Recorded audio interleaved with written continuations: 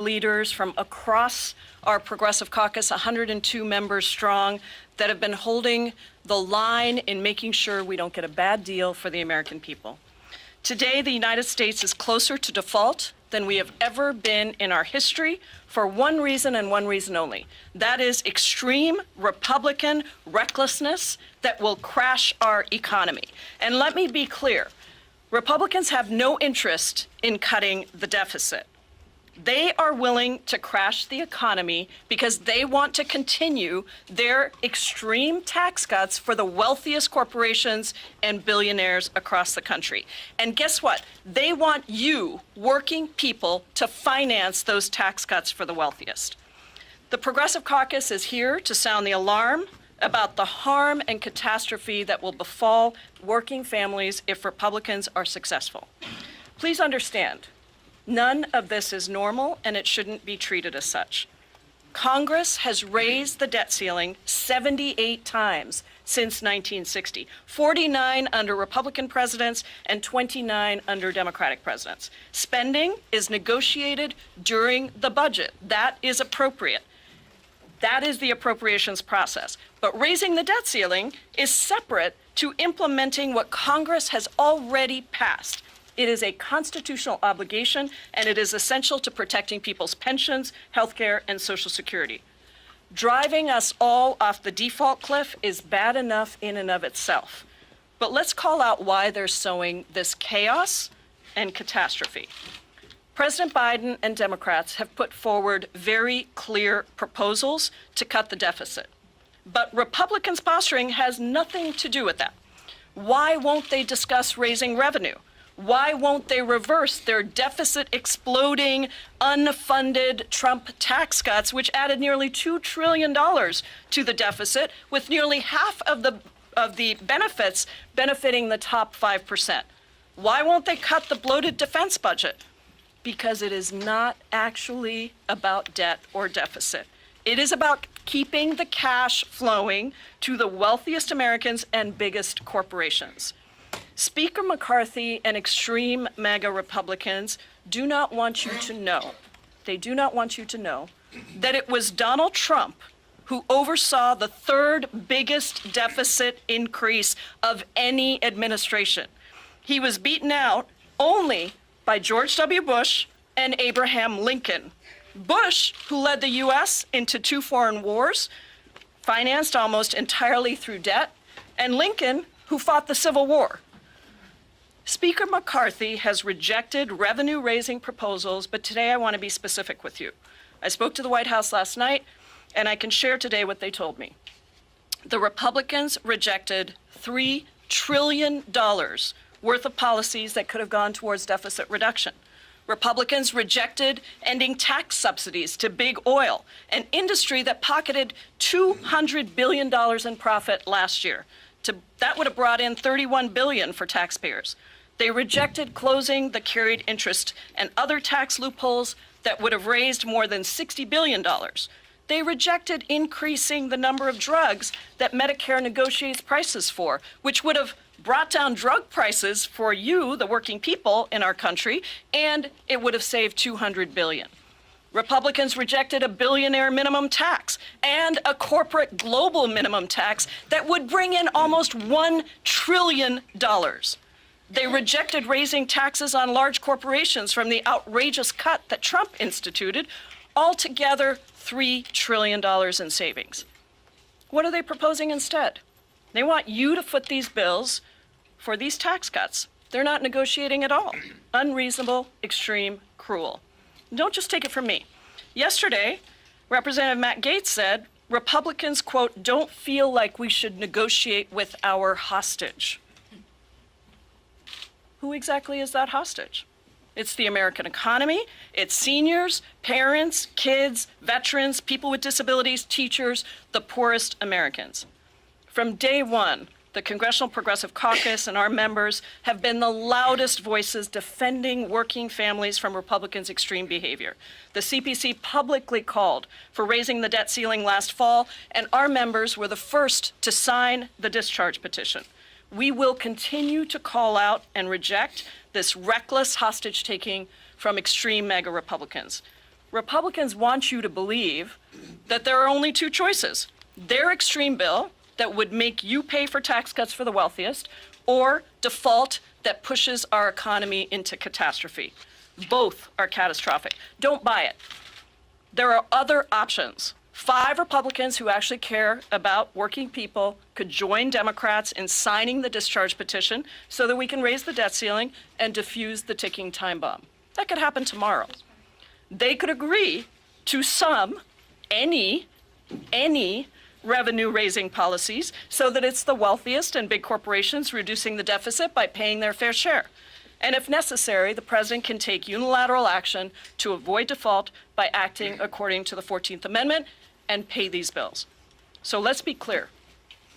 If we default and if we crash the economy, there is only one person to blame, and that is the Speaker of the House, Kevin McCarthy. Now I'm honored to hand it over to my friend and colleague, our CPC Deputy Chair, Representative Ilhan Omar.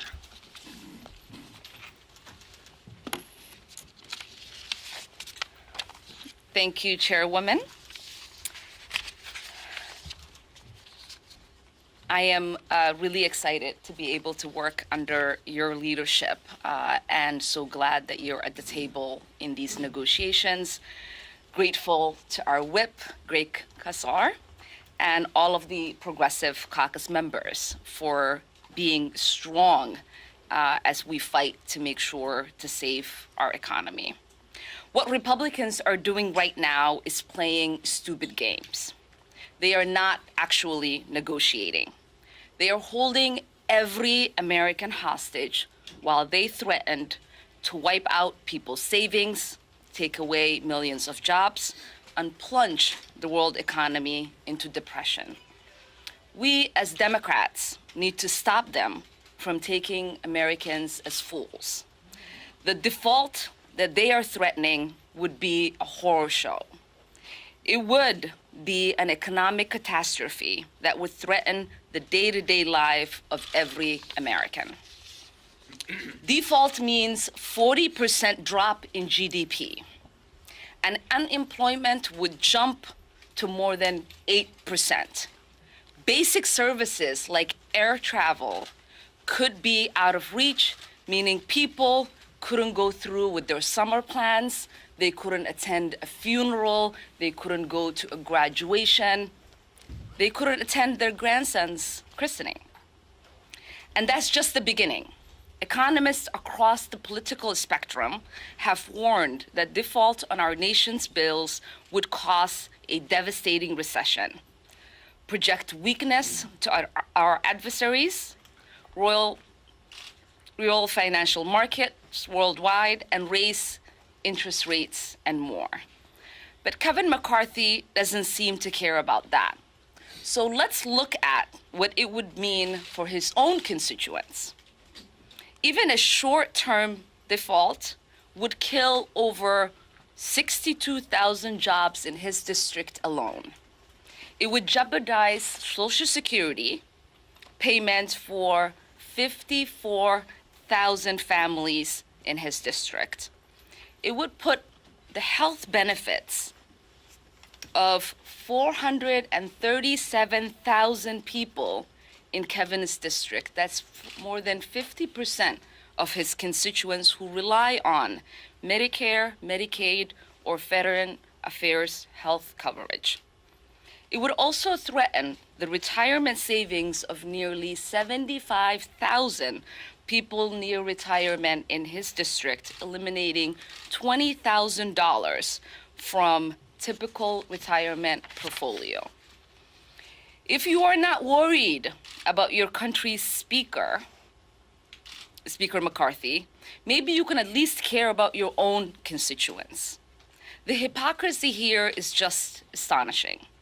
Republicans have passed over $10 trillion in tax cuts for the wealthy in the past 2 decades.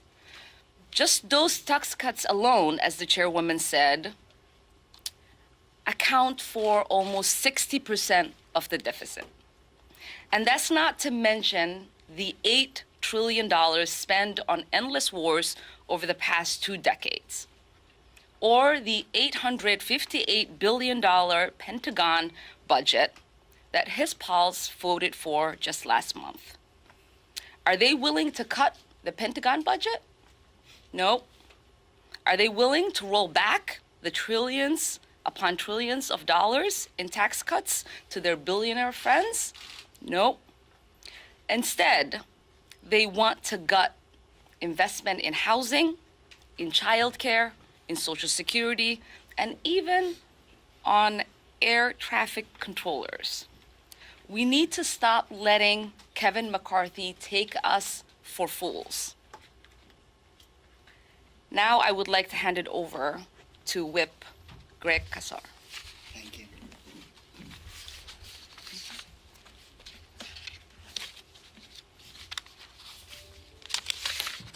There they are. Good afternoon, everyone.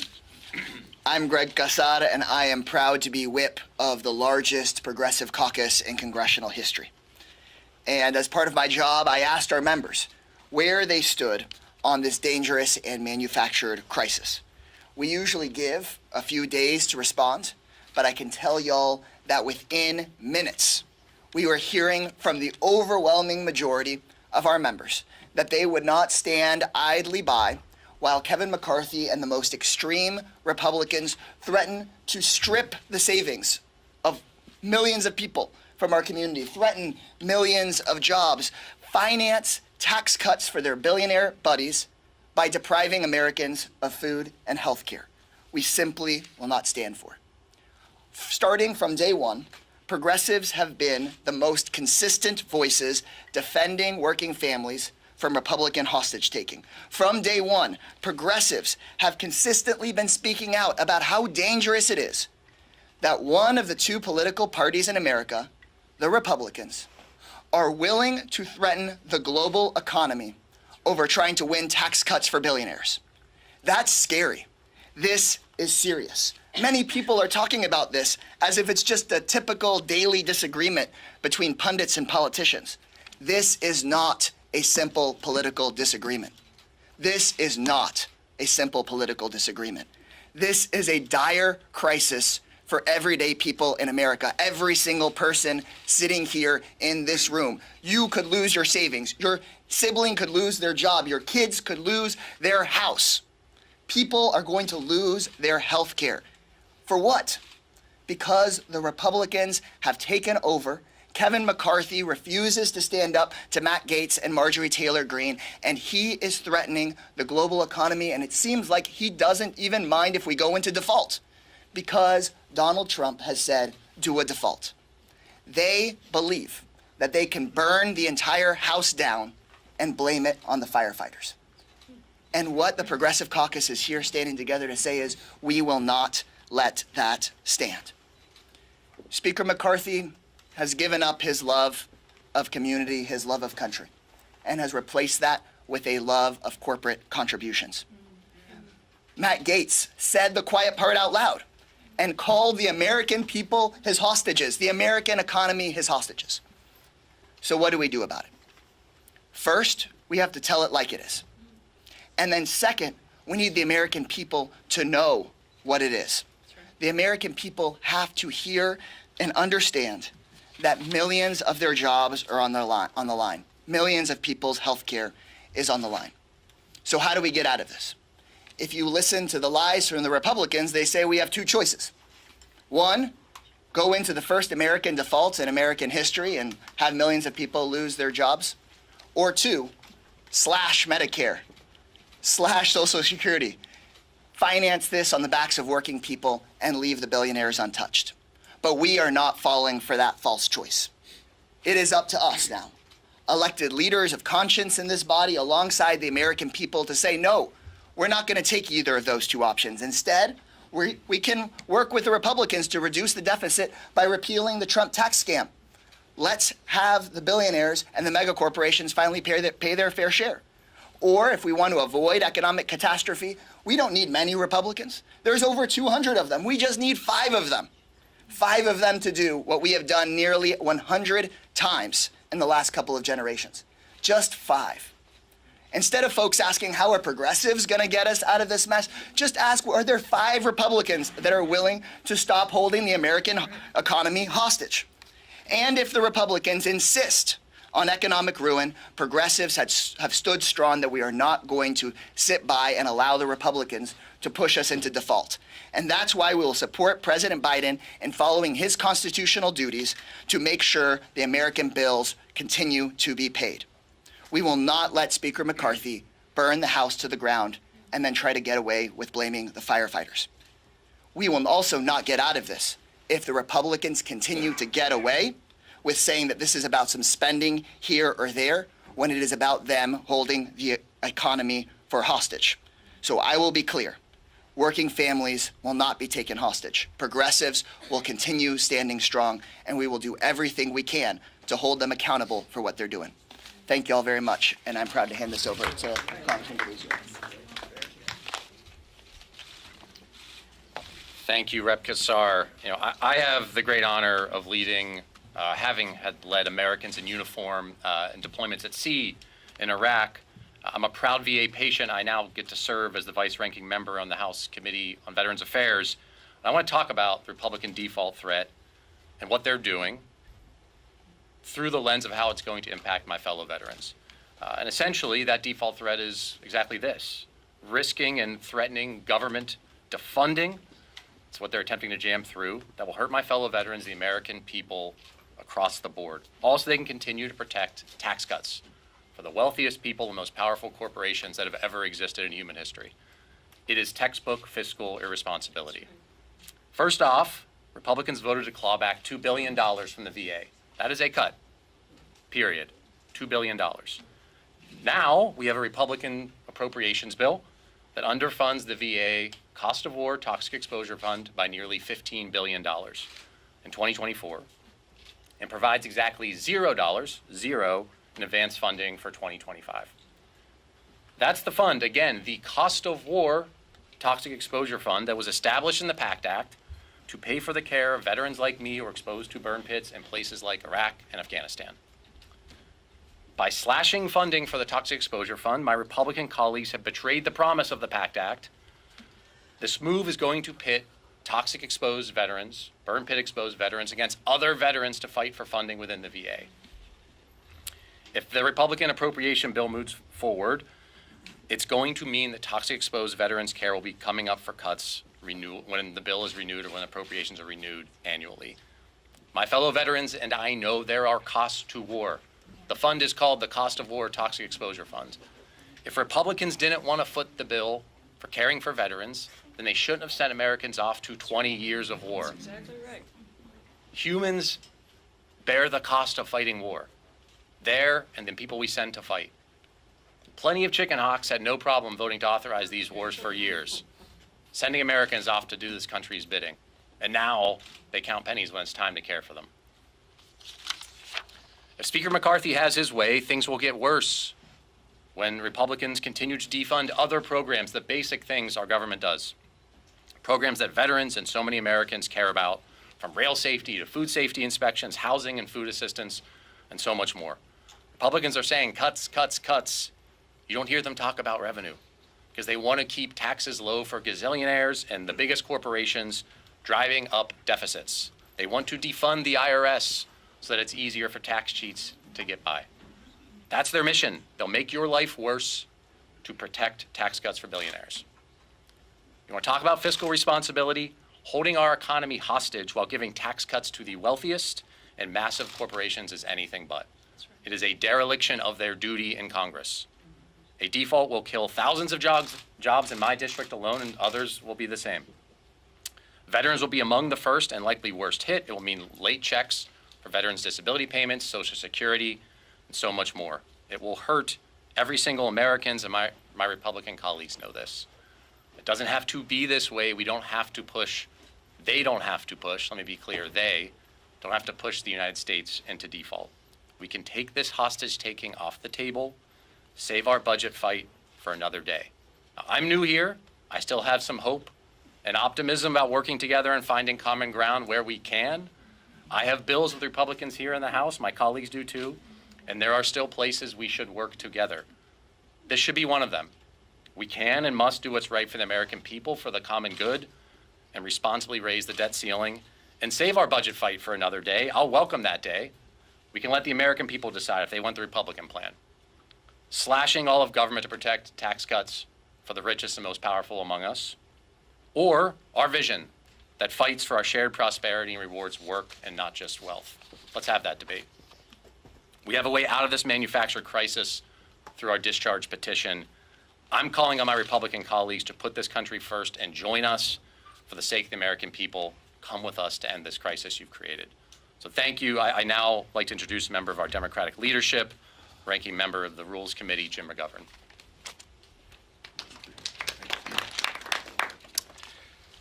Well, thank you, and I'm really honored to stand with my colleagues here. This is an important discussion. I'm going to be brief. The way the GOP is acting is exactly why Americans are losing faith in politics.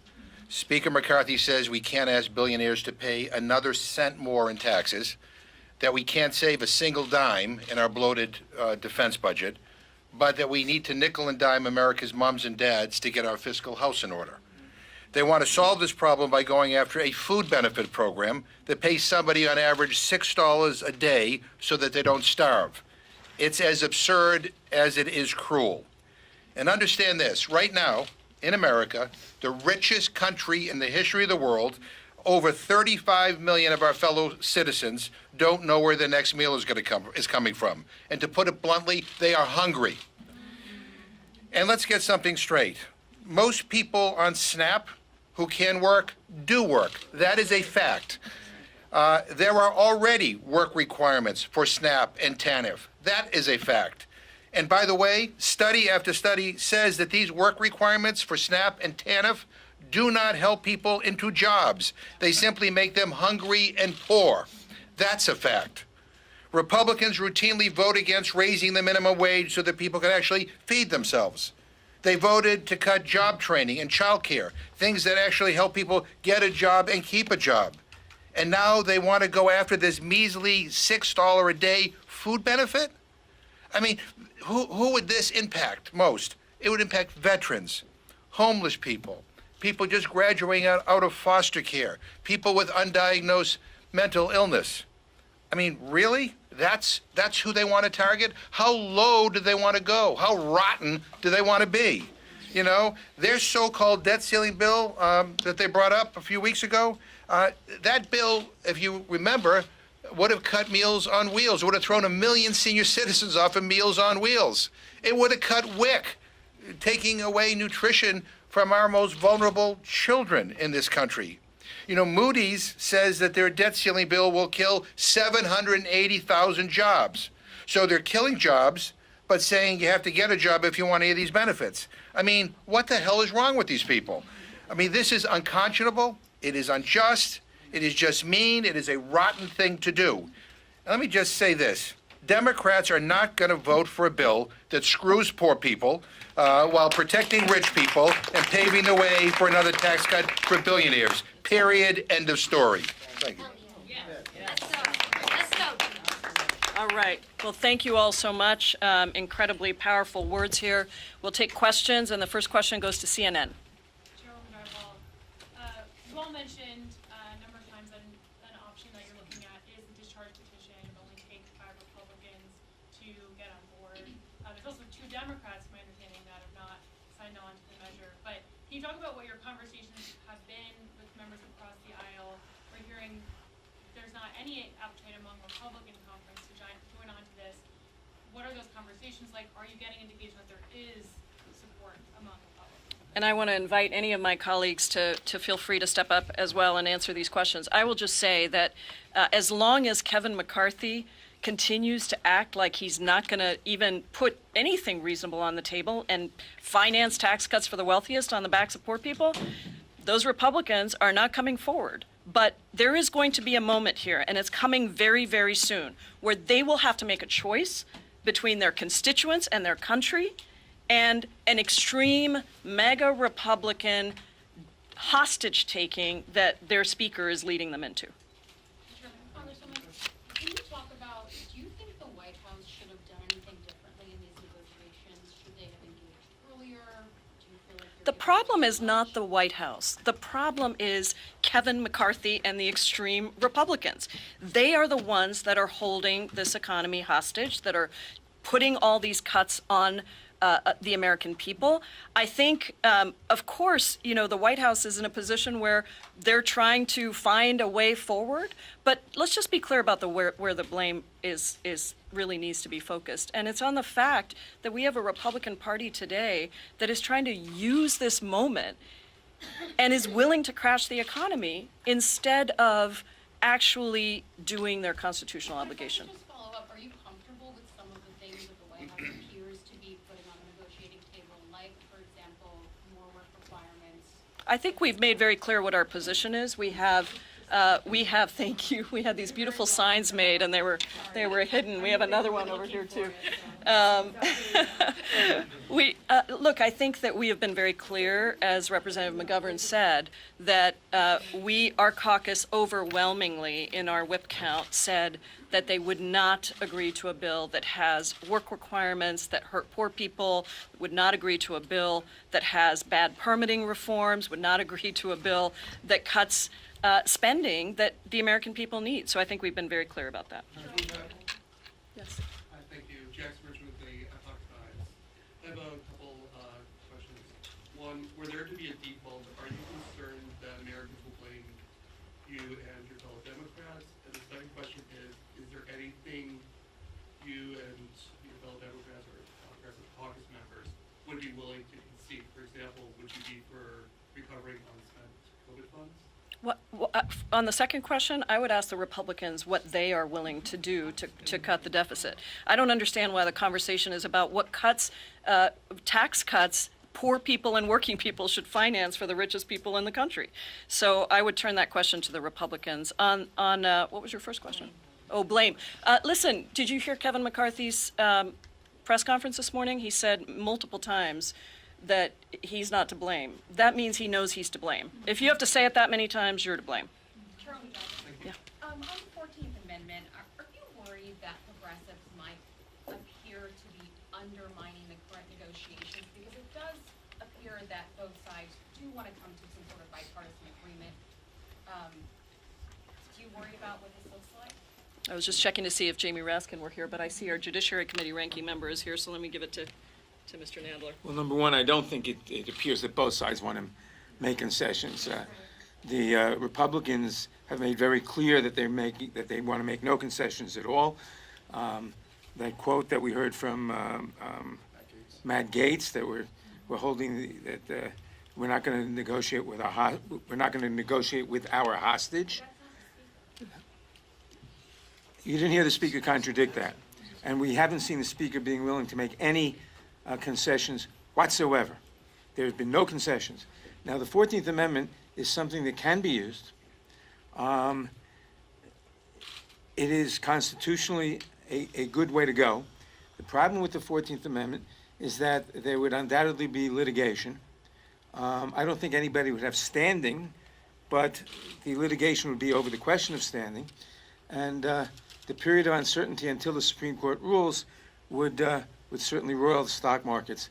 A lot preferable to breaching the debt ceiling, but not as good as the Republicans agreeing that they're not going to hold the economy hostage anymore.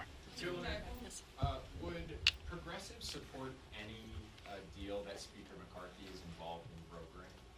Well, sure. If he wants to allow 5 Republicans to sign the discharge petition, we'd be thrilled. We'd definitely support that. And what about a deal he's brokering with the White House? Well, look, I think it all depends on what's in the deal. You've heard that we are not going to take a deal that hurts working people.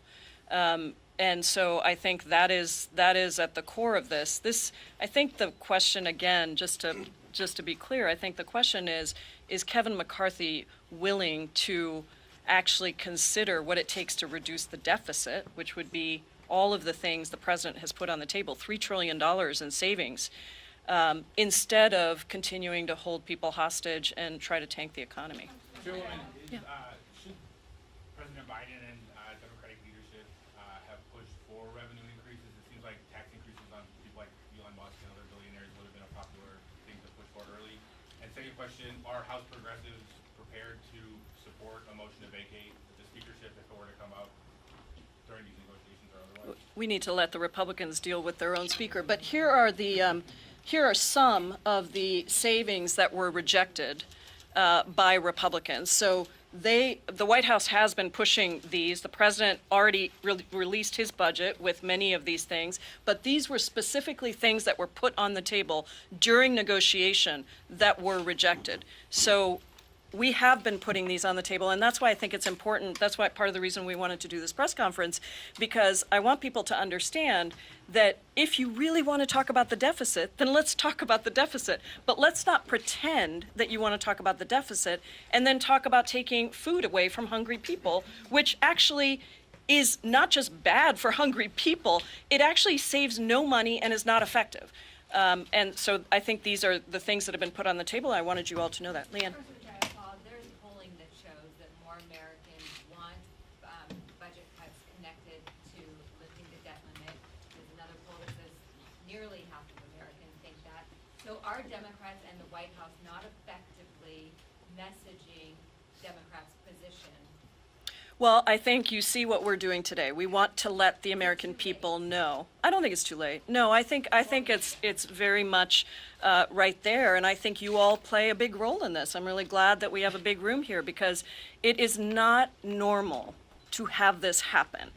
And there are not just two options on the table. And I think it's important that the American people understand what has been rejected over here and what the effects will be of what they are doing. Those two things are incredibly important, and so I think we're committed to making sure we continue that. And you know that poll is actually also really interesting, right? Because it makes sense that if you asked the American people, should there be cuts, that they might say yes, but then you have to ask them, what do they want cut? Yeah. You might find that most Americans might be interested in repealing the tax cuts. Right. Most Americans do not support corporations and millionaires and billionaires getting away with not paying their fair share while, you know, average people are subsidizing that lifestyle for them, whether it is subsidies to their yachts or private jets. Many Americans might have an opinion on where those cuts should come from. If you were to ask many Americans, do you want Medicaid cut? Do you want Social Security cut? Do you want to cut benefits to veterans? That is not the kind of cuts that most Americans are thinking about when they say we should be cutting.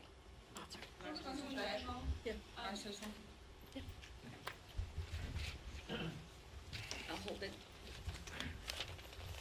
First of all, I have to say to all of you, the journalists, that what you have seen is a willingness on the part of Kevin McCarthy and the Republicans to say that they are willing to shut down the entire economy in order to get what they want. You heard what Matt Gaetz said, that they don't feel like negotiating with their hostage. I brought this picture because this is a hostage from my district. Her name is Janet, and she called my office in tears. She was so afraid. She is 64 years old. Her income is $1,200 a month. She has chronic mental illness. She cannot work. She would like to work, but she cannot. And she is so afraid that if they do what they're going to do, that she cannot pay the rent. She cannot pay for any food. She can't pay for the medication that she needs. These tough guys who don't want to negotiate, this is the hostage that they want to take. And there are millions of Janets all over the world who are sitting at home, if they understand what's going on, and watching to see what are the Republicans going to try to do to them. You know, this is unnecessary. This is unnecessary. This is man-made. This is McCarthy-made. That's right. Thank you. Speaker of the House Kevin McCarthy has called work requirements, stricter work requirements for certain federal aid programs or red lines. So just to be clear, would any of you on on this stage support a deal that had stricter work requirements? As we said, our overwhelming majority of Progressive Caucus members, 102 members, answered that question already and said that is unacceptable. And has the president given you any assurances that that would be taken off the table in these negotiations? We have continued to make our position clear to the White House, and I think you've seen that they've heard us and they've made a number of statements. We just have to be clear about standing up for Janet. That was so powerful from Jan. Every one of us has these calls that we're getting every day. And these Republicans act like somehow they control the discussion here. They have one House. They have one House of the three. And let me tell you, they have power in the appropriations process. They just can never get their own extreme ideas through. That's why these things haven't become law, because they've tried and they haven't gotten them through. That's why they pull back their appropriations bills, because they can't square for the American people that they're not going to see any cuts when they're saying we're going to increase defense spending and we're going to kind of hold VA harmless, except you heard that that's not even true. They can't square the lines.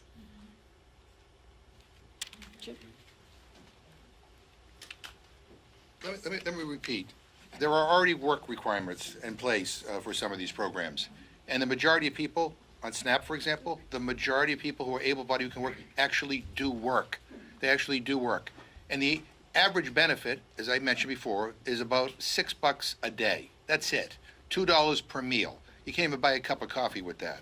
When they brought their that Default on America bill to the Rules Committee, and they were trying to talk about stricter, more restrictions on SNAP and TANF, I asked the chairman of the Ways and Means Committee and the chairman of the Budget Committee, who are these people who would be adversely impacted? Do you know who these able-bodied adults without dependents are who are not working? Do you have any idea who they are? They had no clue. Not only they had no clue, their staff had no clue.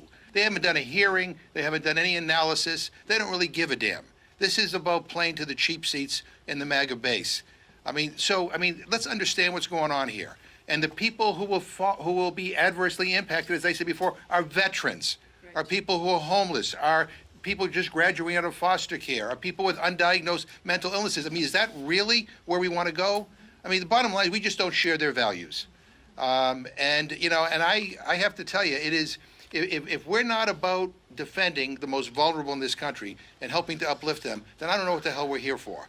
And it really is maddening to hear them, target the most vulnerable people in this country over and over, demonize them. These are people who actually need our help, and to the extent that they're getting help, they're able to survive. So let's be clear about it. So no, we're not. No more. These aren't work requirements. This is about throwing people off a benefit, and none of us afford that. We're not here to screw poor people. Yeah, let me clarify one thing. The Progressive Caucus has and continues to stand for a clean debt ceiling bill. It should not be connected to wreaking havoc on people's lives through these horrible budget cuts.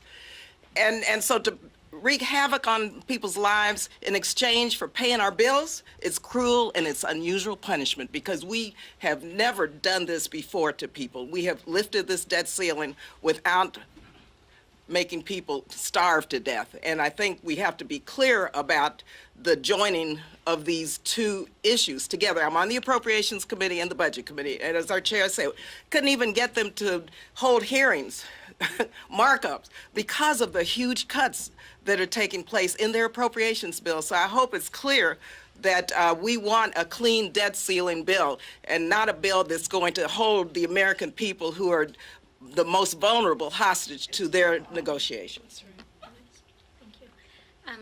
Thank you so much to all of our colleagues here who have made such incredible and forceful arguments. I want to reiterate one point. The reason why anyone is asking anyone on this stage about what we would vote for is because Kevin McCarthy needs our votes. Because Kevin McCarthy doesn't have the votes. Because Kevin McCarthy is going to the White House without a majority of his caucus. He does not have what is necessary to negotiate. And for any question about what anybody would settle for, he has responsibility to concede. So if he wants any Democratic support, he has to come to the table. And we have seen him over and over again say that he will not negotiate, that they are engaged in hostage taking, not negotiation, extortion, not conversation. And that is not something we can establish. It is not something we can reinforce in this country.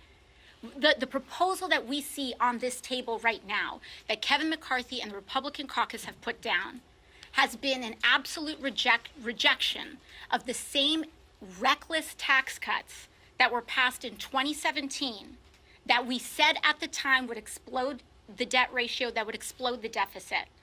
And now, several years later, we are in this scenario. And instead of them recognizing the error of their ways, they want to protect tax cuts on yachts and private jets and make single moms pay for it. And that's where we say no. That's where we say the American people did not elect House progressives so that we can lay back while people's food benefits are cut. We're here to fight for working families.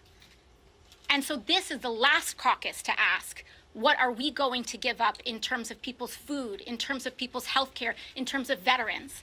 And the time is now to ask the Republican caucus why they are valuing billionaires over veterans and single mothers. This is shameful. We can put an end to it. And it only takes 5 of the 18 Republicans that are in Biden-carried seats. Thank you. Okay.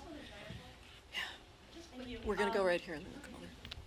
So if Republicans are dug in on their position, are you guys supportive at all of these daily talks between White House aides and McCarthy allies? Is there any point to them? Well, I think the president has been trying to talk to them, but I think time is running out. Time is running out. People, you heard about Janet, people are afraid. People do not have the resources that many of these millionaires that sit in Congress on the Republican side of the aisle have. They are living paycheck to paycheck, and this is playing with their lives. Yes.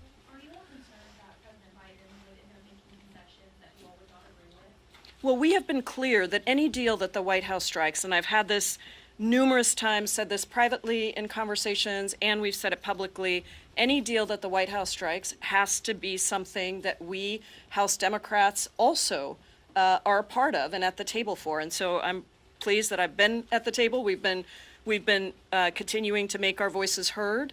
The entire Democratic caucus has. The leader, Jeffries, has been strong on these points as well, and we appreciate his leadership. But you're willing to tank it if it's not? They are willing to tank it. No, sorry. That is exactly the problem, is when the media reports this as not their fault. And I'm just going to say, I know so many of you, I have so much respect for what you do, but let's tell the truth here. We are not tanking anything. The debt ceiling has been raised because we have an appropriations process, and during the appropriations process, the budget process, we negotiate. The Republicans can try to get whatever they can there, but then we agree. No, this is important. The American people should hear this. Then we agree on spending. Republicans agree, Democrats agree. We decide, we appropriate money based on what Congress has passed, legislation that we pass in this body. That is democracy.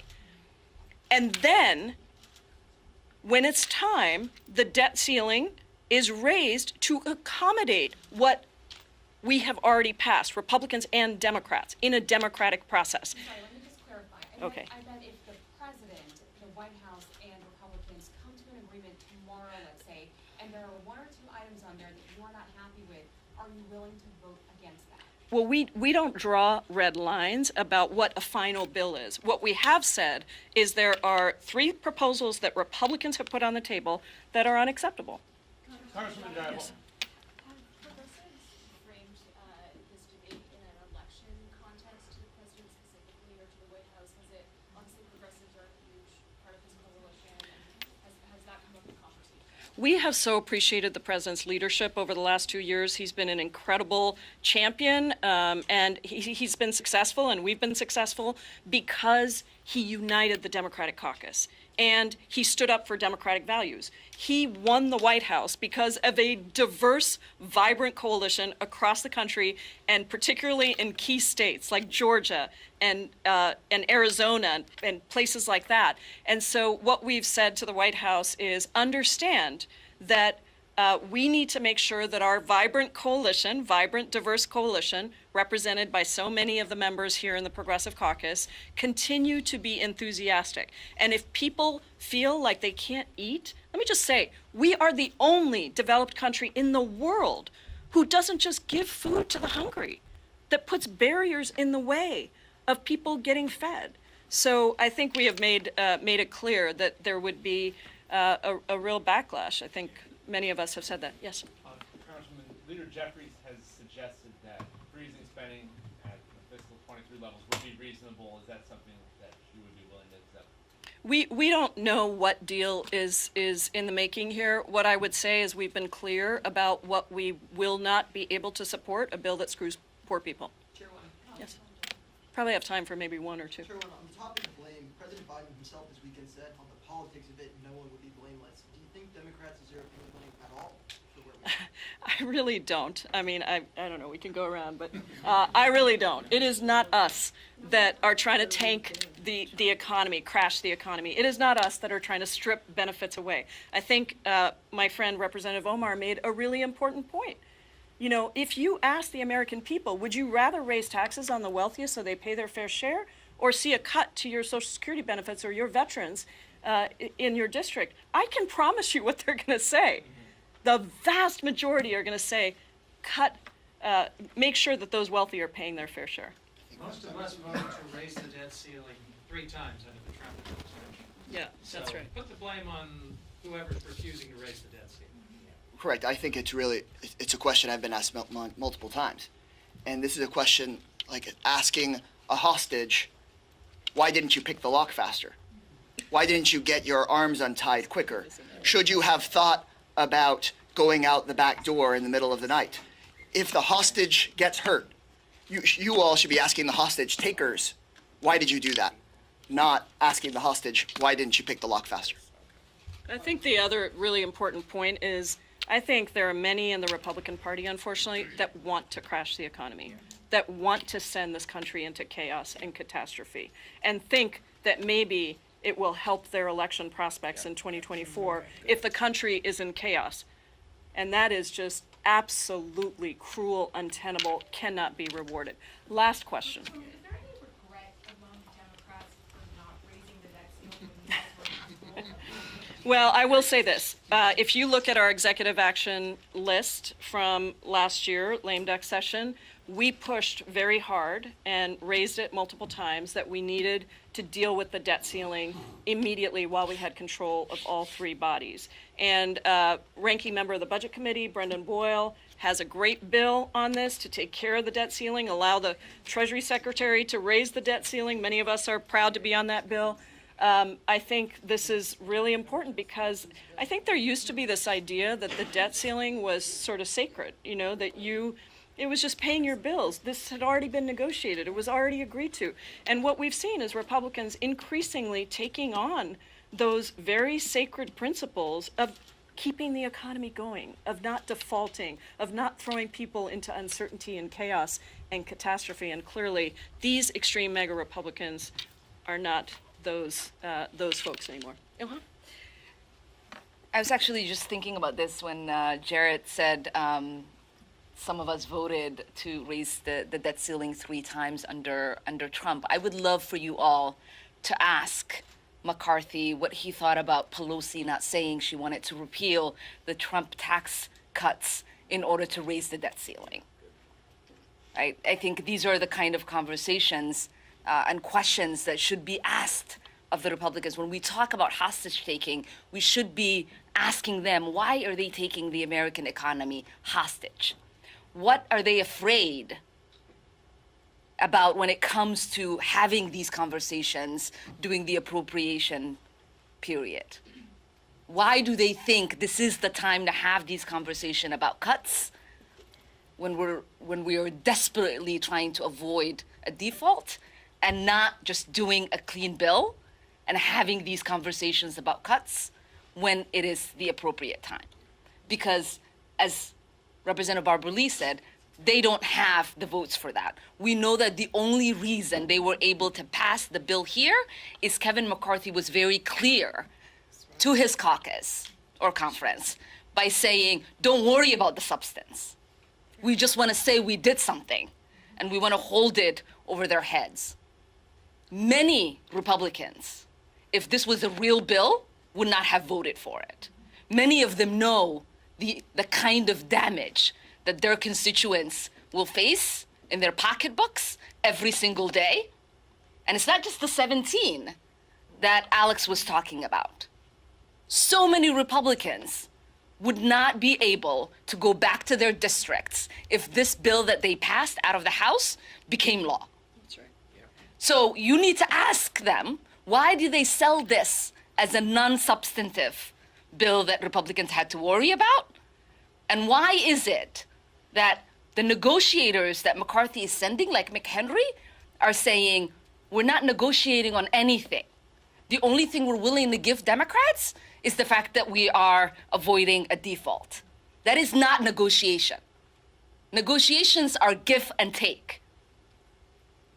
They are not negotiating. They are looking to waste time, play games, and make sure we default because they think that somehow that is going to be a political advantage that they will have in the coming elections. The reality is, Americans are not going to forget and forgive them if there is a default. There is not going to be a two sides blame if our GDP drops by 4%. There's not going to be a two sides blame when unemployment hits 8%.